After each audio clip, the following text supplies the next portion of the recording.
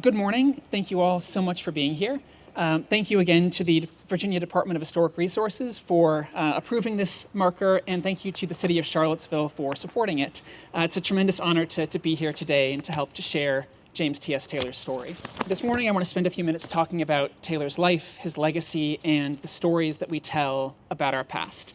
For more than a century, the public memory, the story of the Civil War in Charlottesville focused on the area's Confederate history.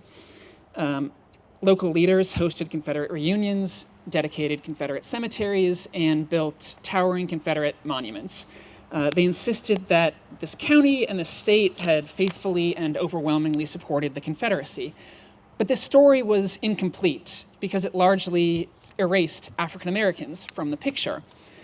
In the 1800s, Albemarle County had a black majority, and these men and women fiercely opposed slavery and the Confederacy. Most significantly, at least 260 black men from Albemarle County fought for the Union Army or Navy, and these 260 soldiers from Albemarle County are a part of that larger story. James T.S. Taylor's story is a powerful example of that. He was born in 1840 into a free black family. He grew up in Charlottesville and trained as a shoemaker under his father, Fairfax Taylor. During the Civil War, he fled to Washington, D.C. to escape the Confederacy. He joined the Union Army in August of 1863 and became a commissary sergeant in the 2nd USCT Infantry.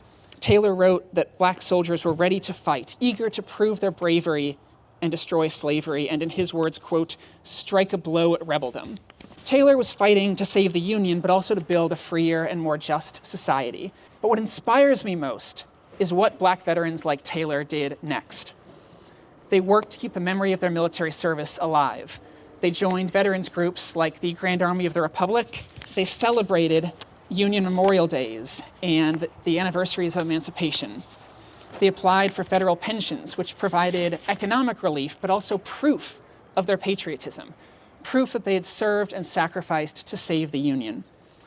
And they continued to exercise their rights however and wherever they could.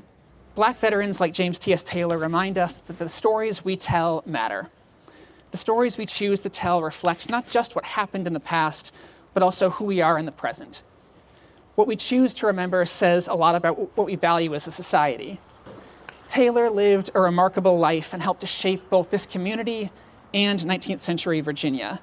And by installing this marker today, by choosing to remember his story, we affirm both how important that story was, but also how important it is that we as a society continue striving for the more perfect and just society that Taylor envisioned. Thank you so much.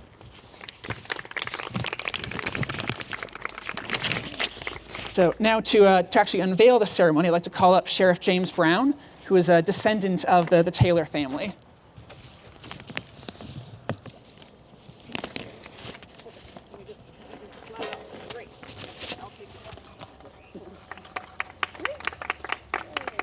Perfect.